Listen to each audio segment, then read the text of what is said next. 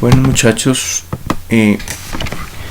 este video se va a tratar de cómo elaborar las presentaciones, teniendo en cuenta que en este segundo corte ustedes tienen que organizar su exposición y presentarla. Entonces de lo que se trata es de darles algunos tips de cómo organizar la presentación de las diapositivas y cuál es el contenido mínimo, pues para que les quede bien explicado el tema. Entonces, primero que todo, pues por dónde voy a empezar. No es recomendable empezar a hacer diapositivas si yo no he leído el tema. La idea es que yo realice una lectura del tema que tengo que exponer, lo comprenda, haga un resumen, bien puede ser en una hojita o como quieran, digamos un resumen únicamente de palabras clave, y yo tenga claro qué es lo que quiero expresar, qué es el mensaje que quiero transmitir durante la exposición. Entonces ya sabemos, vamos a partir de una lectura, de una relectura, de una comprensión y de un resumen, que es el contenido, digamos, clave que va a ir en la presentación. Hay que ponernos en el lugar del auditorio, o sea, la idea no es aburrir al auditorio, la idea no es llegar con unas diapositivas supremamente aburridas, con un tono de voz aburrido, sino la idea es que las diapositivas y el mensaje que yo esté transmitiendo sea atractivo, sea puntual, sean unas notas importantes que capten la atención de nuestro público. Bueno, entonces respecto al diseño de lo que es ya las diapositivas, hay una regla que se llama el 6x7. La regla del 6x7 me dice que máximo se deben utilizar o se permiten 6 renglones en la diapositiva y no más de 7 palabras por renglón. ¿Sí? Es un poquito estricta esta regla, digamos que se podrían tolerar hasta 8 renglones y hasta 10 palabras por renglón. Lo que no se quiere es ver una diapositiva como la que se presenta acá en el ejemplo, que como ustedes ven es una diapositiva supremamente extensa, llena de texto, sin ninguna imagen, supremamente aburrida, y que lo que va a hacer la persona que está exponiendo es ponerse a leer. La idea no es que ustedes se paren allá a leer, porque para pues las personas que están ahí en la exposición saben leer, entonces no tendría sentido pararse a leer un texto así de largo cuando las personas lo pueden hacer. ¿Listo? Continuamos con lo que es el diseño de la diapositiva. Eviten utilizar muchos tipos de letra, así como este ejemplo que les traigo acá. Utilizar demasiadas fuentes puede ser, digamos, molesto para el espectador, lo puede distraer. Eviten también ponerle muchos colores, un título de un color, acá la fuente de otro, el pie de página de una imagen de otro color. No, traten de utilizar solamente un color y un tipo de letra. Normalmente las letras que se recomiendan, las fuentes que se recomiendan son las que están acá. El tamaño de letra debe ser mínimo 24 y ideal de 30. Mejor evitar cursivas y letras que sean de difícil lectura. Lo recomendable es que ustedes utilicen Arial cursiva, por ejemplo, en el caso cuando necesitemos mencionar los microorganismos, las bacterias. No utilizar esas letras, esas fuentes de tipo cómic, que algunas veces se distorsionan, porque pues el mensaje no va a ser claro. Se recomienda que el tamaño de letra sea más o menos mínimo 24 y recomendable 30. Esto que les muestro acá es un tamaño 30, entonces es una presentación agradable de leer. Cuidado con los gráficos que ponen dentro de las diapositivas. Gráficos que se vean así, pequeños, que ni siquiera ustedes alcanzan a leer, que sean además complejos y enredados, pues no le van a aportar ningún valor a la presentación. ¿Por qué? Porque ustedes van a empezar a tratar de acordarse qué era cada partecita acá, y primero se van a enredar ustedes y segundo no se va a transmitir claramente el mensaje. Mejor utilicen gráficos grandes, gráficos que ocupen por ejemplo la mitad de la diapositiva, que sean supremamente claros, en letra grande como esta, ¿sí? Hay unas autoformas que ya vienen prediseñadas en PowerPoint, entonces no hagan este tipo de cosas porque lo que hacen es sobrecargar la presentación. Seguimos con reglas en el diseño de la diapositiva. Las imágenes que acompañan al texto deben ser claras y agradables, ¿sí?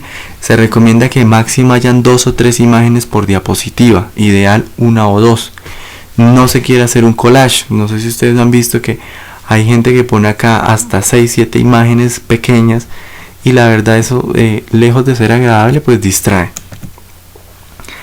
Cuando nosotros estamos haciendo una presentación de un tema extenso, normalmente la atención se pierde después de 20 minutos. Un auditorio, por más atento y pendiente que esté, después de 20 minutos ya está distraído. Entonces lo que nosotros podemos hacer es realizar unas pausas dentro de la presentación, presentando por ejemplo una imagen chistosa, un chiste relacionado con el tema, o bueno, de lo que quieran, un chiste, algo que rompa como esa monotonía de la presentación, o poner una imagen agradable como esta que vemos acá, un paisaje bonito, algo que les haya llamado la atención, contar algo sobre esa imagen para dar un respiro al auditorio y retomar nuevamente con el tema. ¿Listo? Cuidado cuando dentro de las diapositivas nosotros utilicemos sonidos, videos y animación. Esas animaciones acá de que aparece de una esquina, aparece de otra esquina, aparece del centro. Tengan mucho cuidado con eso, es mejor unas presentaciones sobrias, muy puntuales, que no distraigan tanto el auditorio. El video, si utilizan alguna ayuda audiovisual dentro del video, tiene que ser corto. No tiene sentido que ustedes pongan a ver televisión o un documental. La exposición de ustedes va a ser de 20 minutos y si 15 minutos es un video, pues eso no tiene presentación. Recordemos que el encargado de realizar la presentación es usted, no el autor de algún video. También respecto al diseño tenemos que el fondo debe contrastar muy bien con la letra. No sé si algunas veces les ha pasado que utilizan unos fondos muy claros, por ejemplo un fondo así, y le meten una letra blanca y ni siquiera alcanzan a leer ustedes, que fueron los que hicieron las diapositivas, no alcanzan a recordar qué es la palabra que está ahí. Entonces lo mejor es contrastar muy bien. Se recomienda un fondo claro como este que tenemos acá en esta diapositiva, con letras oscuras. Los fondos oscuros pueden ser bien atractivos, se pueden hacer unas presentaciones muy bonitas, pero si no se sabe combinar bien la letra pueden ser muy desagradables. Acá unas letras, por ejemplo, algunas veces se utilizan para que contraste o para que se pueda leer letras de color verde fluorescente o rojo fluorescente, entonces se torna demasiado molesto y no es agradable la presentación. Entonces se pueden utilizar fondos oscuros siempre y cuando ustedes pues sepan contrastarlos muy bien, sepan hacer un diseño muy bonito y sepan meter imágenes que contrasten además también con el fondo. Entonces mi recomendación, mejor colores sobrios, así claritos, con unas letras oscuras que ustedes puedan leer, que el auditorio después pueda leer, que puedan tomar nota.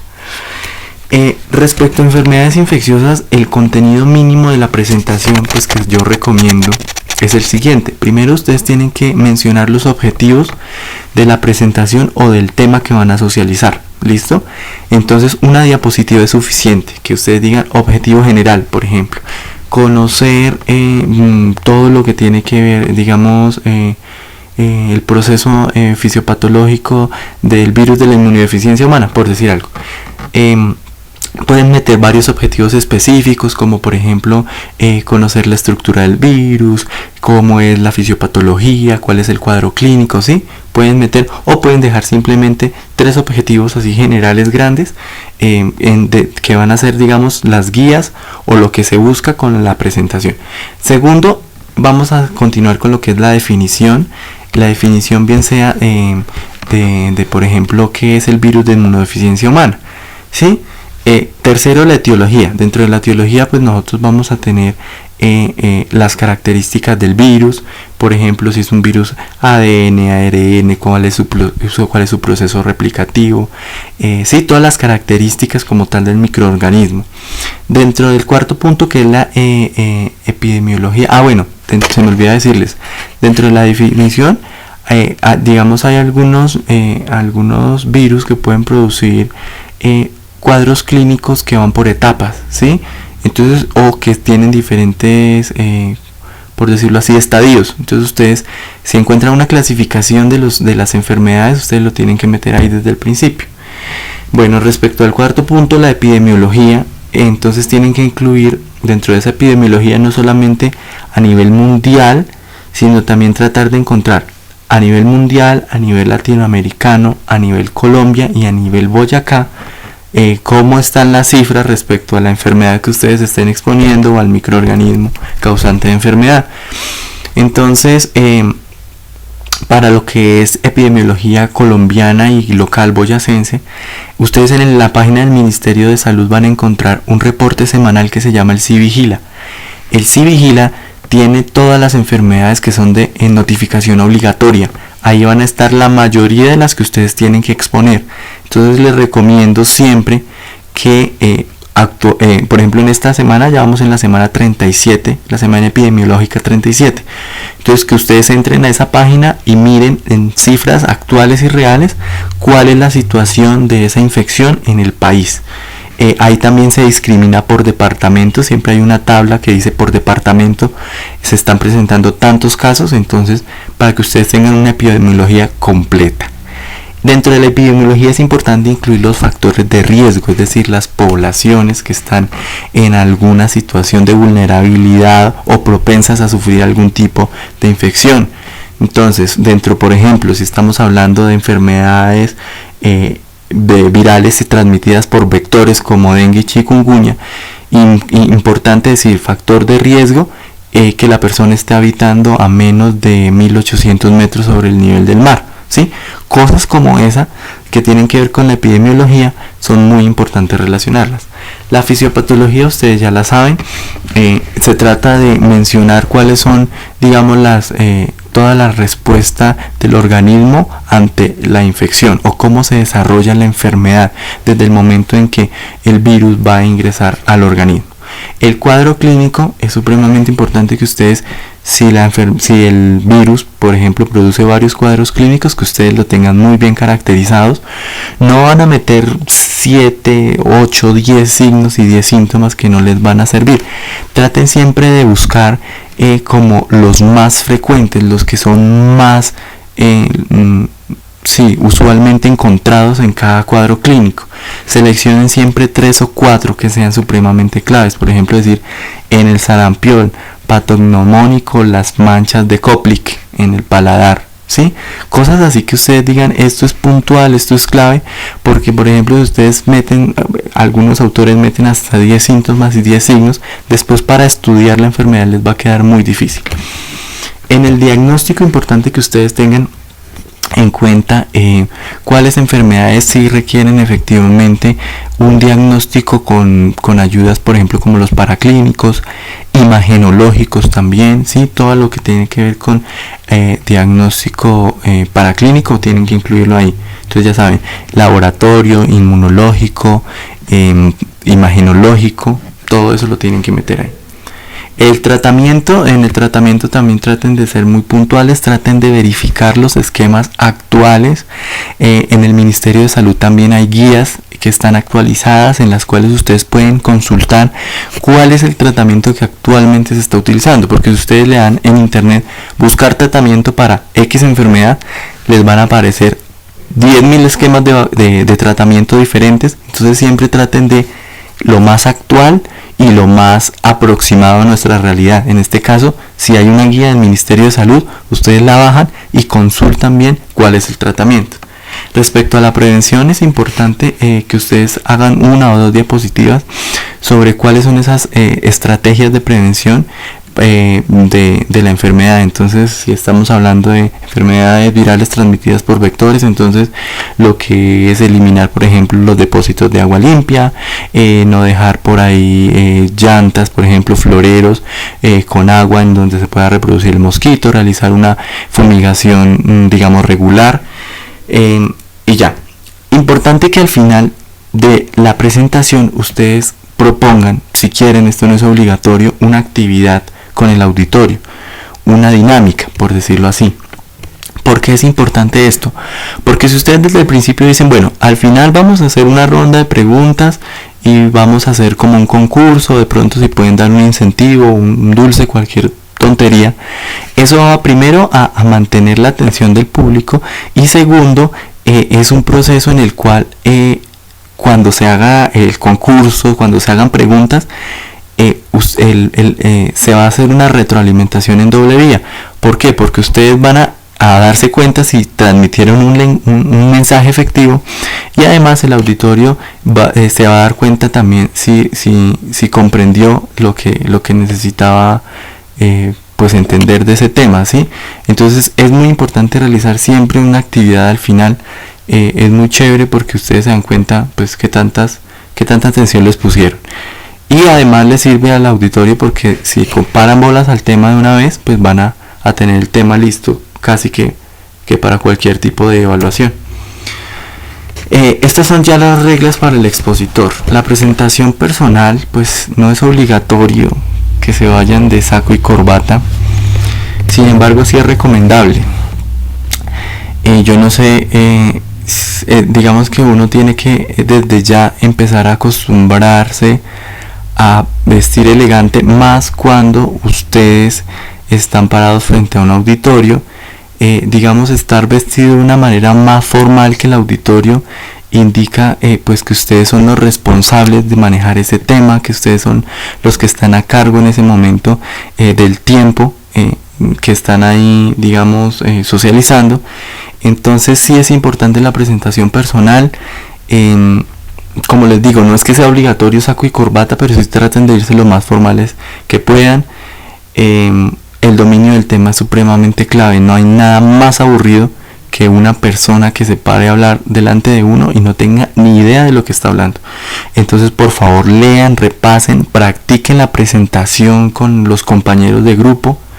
No se paren a leer lo que les decía, por favor, las diapositivas, que pongan diapositivas supremamente densas. Eso está contraindicado. El manejo del tiempo es supremamente clave.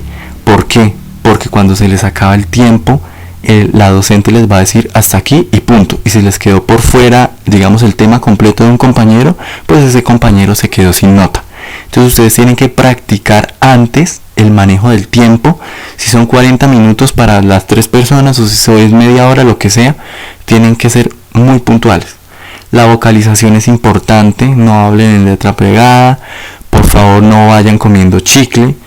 Entonces vocalicen bien el tono de la voz, que sea no que se paren allá tampoco a gritar, pero que sea un tono en el cual hasta la última persona que está en el auditorio los alcancen a oír.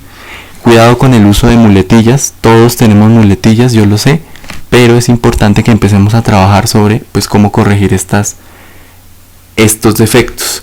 Mirar a la audiencia, no es nada agradable que haya una persona que esté exponiendo y esté mirando para el techo, está mirando el piso, todo el tiempo está mirando la diapositiva. Traten siempre de mirar a alguien en la audiencia que sea de su confianza, que no les genere, digamos, por decirlo así, nervios, como decimos nosotros. Yo sé que algunas veces hay unas personas que son un poquito más propensas a ponerse nerviosas cuando están frente a un auditorio, pero entonces lo que les digo, traten de buscar una persona de su confianza con la que sientan que como que les está exponiendo solamente a esa persona, o si no, traten de buscar un punto en el fondo del auditorio y ustedes miran fijo ese punto y el auditorio va a pensar todo el tiempo que ustedes están mirándolos a ellos. Entonces eso es importante también.